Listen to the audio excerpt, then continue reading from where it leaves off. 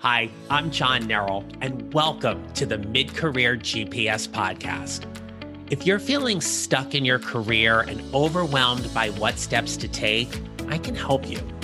As an executive and career transition coach, I help my clients prepare, position, and promote who they are and what they do to show up and find a job they love or love the job they have. It's time to start building your mid-career GPS. So let's get started. Hi, everyone, and welcome back. So today is episode 4, and we're talking today about what it means to show up for your career. Now, if there is one topic that I am extremely passionate about and care very deeply in the work I get to do with my clients, it is all under this umbrella about what it means for us to show up. And so as we get started today, I want to let you know that today's podcast is being brought to you by my book. It is called Show Up: 6 Strategies to Lead a More Energetic and Impactful Career.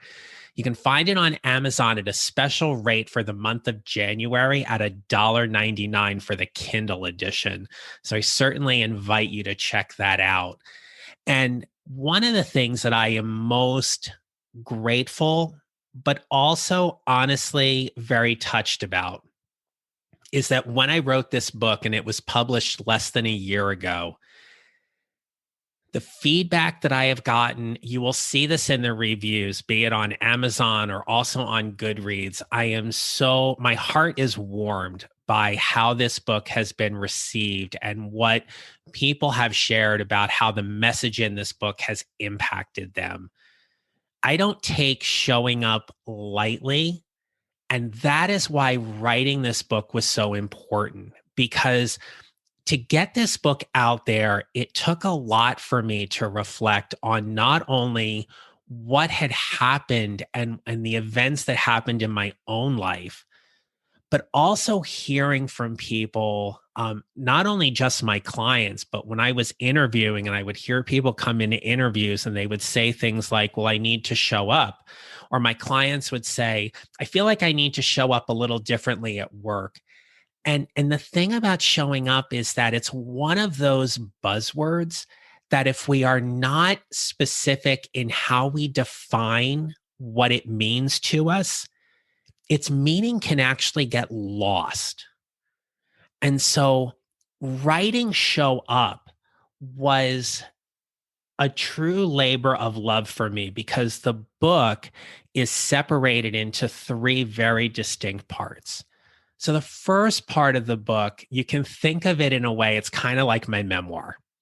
In the book, I share with you about a life-changing event that happened to me when I was 10 years old and what I learned from it. And the lessons I learned from that moment on through were the expectations about what my parents wanted from me in terms of how I was expected to show up. And when that was different than what they wanted, I had to redefine what it meant for me to show up as well. And taking those lessons that happened to me personally shaped what happened in so many areas of my career and developing these 6 particular strategies for what it means to show up. It is why when I write Show Up, it is all in capital letters. Okay. So it's not that I'm trying to yell or shout it, right? But that showing up actually is that acronym that stands for setting ground rules, having intentional conversations, owning where you are, welcoming new opportunities, using your genius, protecting and promoting your brand. So those 6 strategies define from my lens about how I show up, how I have shown up in my life and in my career. And they're strategies that I coach my clients on to give them things to think about. It's almost as if like I'm on this show up mission, right? That when my clients and people who are listening to this, that when you hear the words show up, you think about it or begin to define it from a viewpoint of these 6 particular strategies. Now, if you follow me on Instagram or Facebook, you can do so at John Nerrell Coaching. And by all means, connect with me on LinkedIn. All you have to do is search for John Nerrell.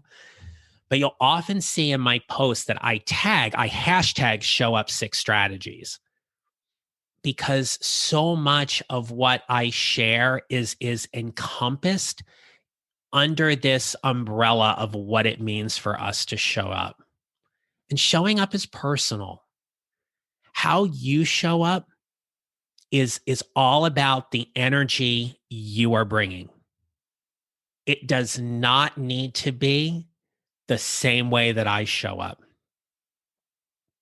When I have built teams, when I have repaired teams in the workplace, I have always looked at the ways different people on the team were showing up and figuring out where they fit. It's like if you look at Myers-Briggs, right? Not all of us are all introverts or extroverts. And there are varying levels of being introverted or extroverted that we possess.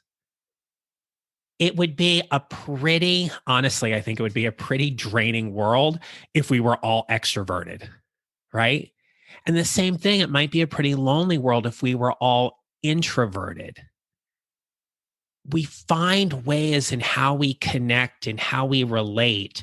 And this is part of the energy in terms of how we show up. In my last podcast, Show Up 2020, I was talking to everyday people who were doing extraordinary things because of how they show up. You can still go back and listen to those 30 episodes on Show Up 2020, and there are some fantastic guests, right? But they all brought this certain energy that it was important for us to talk about. They didn't all bring the same energy. They didn't all have the same experiences, but they could clearly talk about and define what it meant for them to show up. That's why showing up is personal. That's why, as you're building this mid-career GPS and you're thinking about how you are navigating, not only does how you show up matter, but it is also personal, right?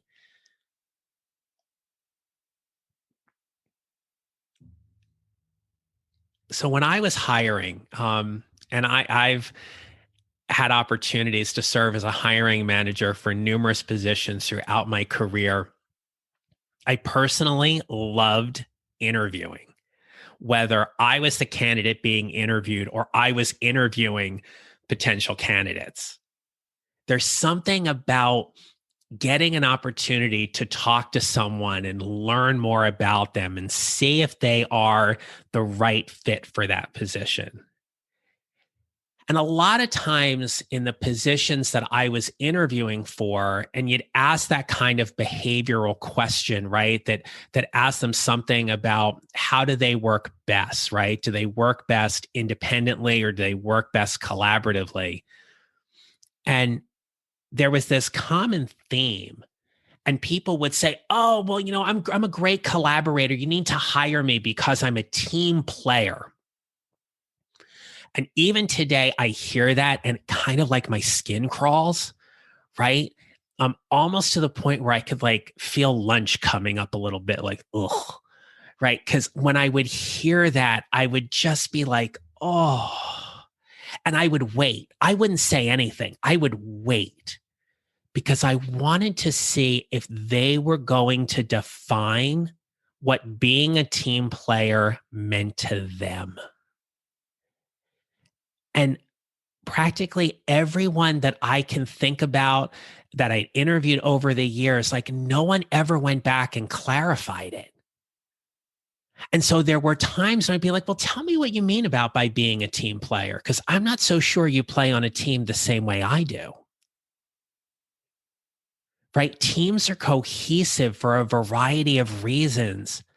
But if we are not certain about how we show up and play on a team, then how are we certain about how we just show up in general?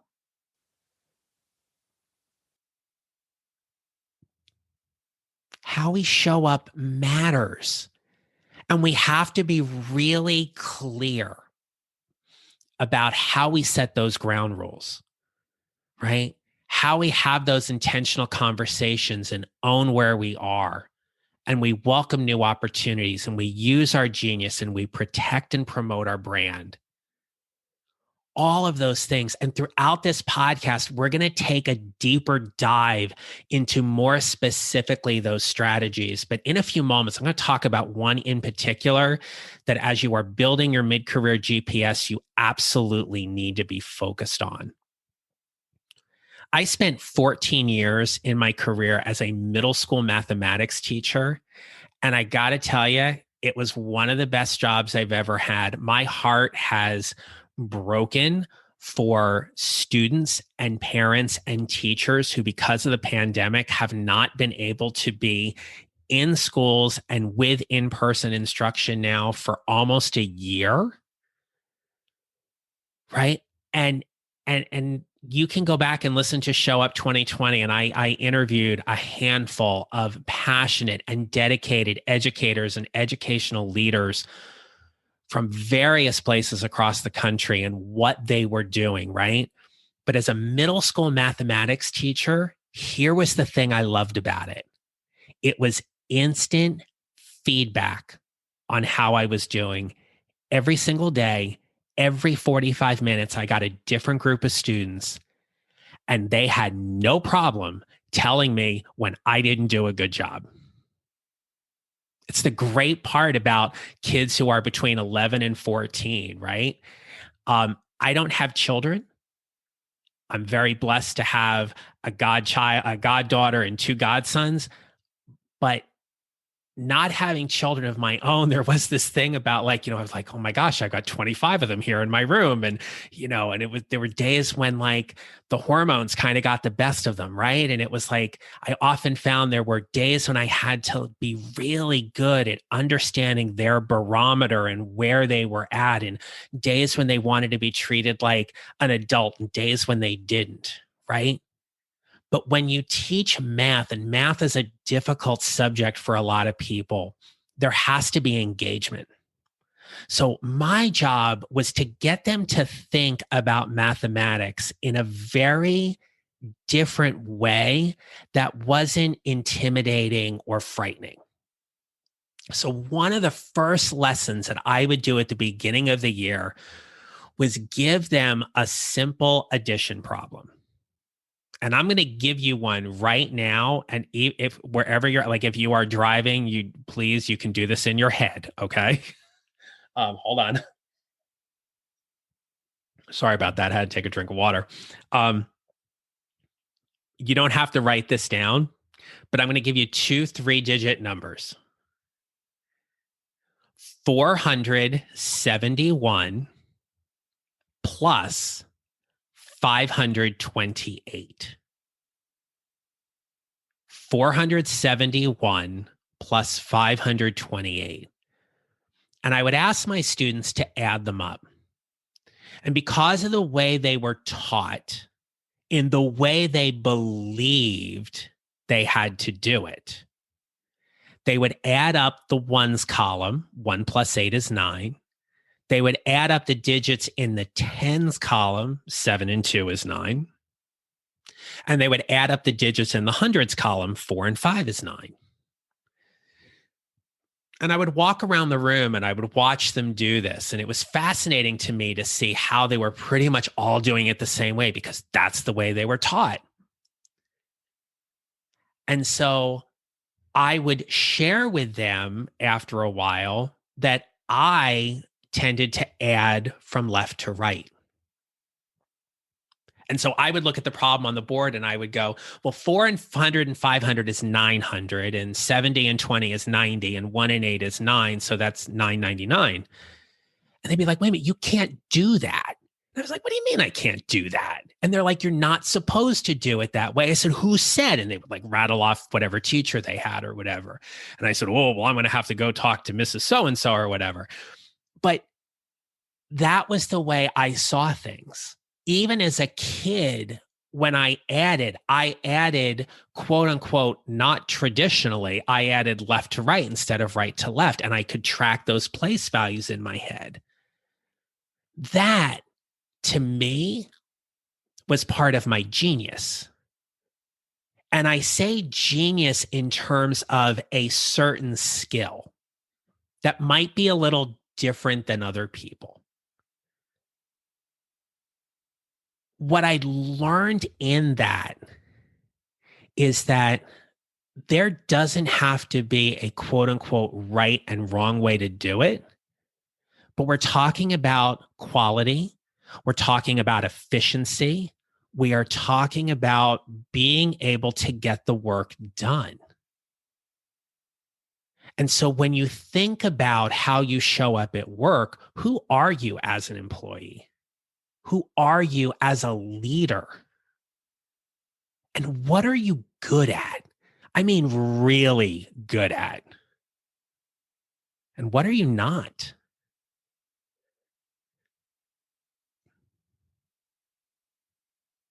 In work, we're assigned certain titles. Titles give us a particular status or recognition that we have achieved a certain level, be it in our career or within the organization. And one of the biggest things as a mid-career professional you need to define is whether you are a specialist or a generalist. Now, those words may not appear in your title, but they do make up an important component of how you are showing up at work. What are you known for?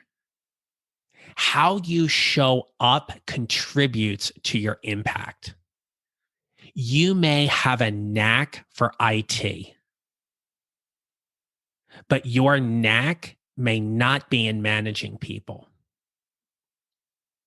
So if you're really good at developing software or developing code, why would you want to be in a role where you're managing talent if that's not your strength? So one of the 6 strategies that I want to focus in on is the U. It is about using your genius. And this is an opportunity for you to find ways where you can add the most value. Where does the company benefit the most from you being in a certain role? And one of the best examples I like to use here is like, do you lead projects or do you lead people? One of the places where I worked, I was faced with that critical decision.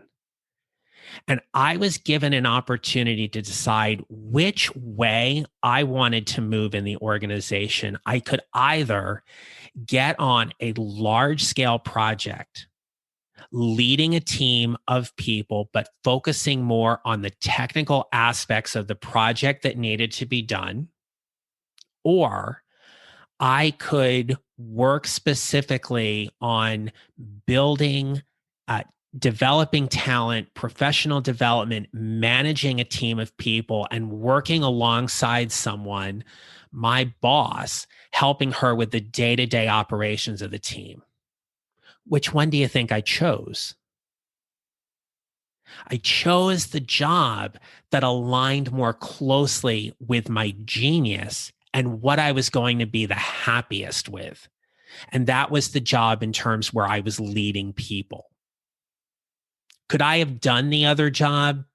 I could have. I wouldn't have been happy. There would have been some technical things that would have been a little bit of a larger lift. And where I was at in my career was that I knew this was where I was most valuable to the company. And I was willing to take the risk in moving into that job because it allowed me to help more people do their jobs better because of my expertise in that role. And I ended up being with that company for 5 wonderful years. Right? Using your genius is that chance where you get to show up and make a very specific claim about this is where I'm good at. If you're on a team where you're managing younger talent, I'm talking about people who are less than 5 years out of college. One of the biggest things they struggle with is that they're trying to learn so many things that they're never really getting good at one thing. That one thing that they're going to be known for. They're going to be the go-to person. Developing them in a way that allows them to be like, you're the go-to for this, helps them show up in pretty powerful ways, because now they're really clear about where they're the most valuable. And when they're the most valuable, then they feel like they can contribute in a way that is more impactful than what they've done. So the challenge here is for you to really start thinking about your genius. What are you really, really good at? And what are the things that you do better than anybody else? I want to share with you one other little story here that is really important in this conversation that will hopefully tie all of this up. When I was teaching middle school mathematics, and I was a couple years into the job, my department coordinator, he didn't have supervisory authority over me or managerial authority, but he was certainly that mentor and that person whom I looked up to, hands down, one of the best people I've ever worked with. But he said to me one day, he said, John, look, he goes, you're good at what you do. He said, I always want to support you in that. He said, but never forget that God forbid you leave school and you get hit by the bus. It's a nice analogy, right? Get hit by the school bus on the way out of the building. He's like, we're all going to miss you, but I have to find someone to come in here and do your job. He's like, they're going to be able to do your job. They may not be able to do it as well, or maybe they do it better than you. You just have to find a way for you to get really good at doing your job and still being humble at the same time. And that lesson has stuck with me ever since. So I share that with you to really think about, where is your genius? What is it that you do better than anybody else? And where can you find ways to show up with humility, to navigate through your company, your organization, to show up for your team in ways that maybe you haven't done before, or to lean in and double down on the ways that you are doing things because you know they are working. All right. We talked about a lot today, and I hope this gives you a little idea behind, or peeling back the curtain a little bit, about how I start to define what showing up means. We're going to cover more about this as we go through the podcast. But certainly, if you want to get right to the chase and you want to learn a little bit more, then by all means, please go ahead and check out my book on Amazon. Again, it is on sale for $1.99 for the month of January, and I hope you will check that out, as well as checking out my private Facebook group called Your Mid-Career GPS. Again, you get an opportunity to join an amazing, dedicated group of professionals who are all figuring out how to navigate from where they are to where they want to be. And a big part of that is how they are showing up. All right. Make it a great day, everyone. I hope you stay safe and be well. And I will talk more to you next time. And remember, how you show up matters. Make it a great day. If you enjoyed today's show and don't want to miss an episode, subscribe on Apple Podcasts or wherever you usually listen. If you haven't already, I'd appreciate it if you would leave me a rating and review. to let me know what you think to help others find this podcast and continue to bring you relevant and useful content to help you navigate what's next for your career.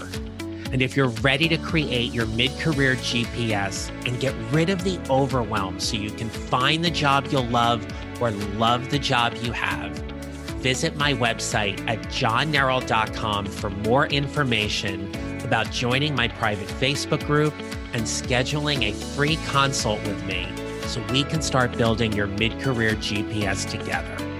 Don't forget to connect with me on LinkedIn and follow me on social at John Neral Coaching. I'll see you next time.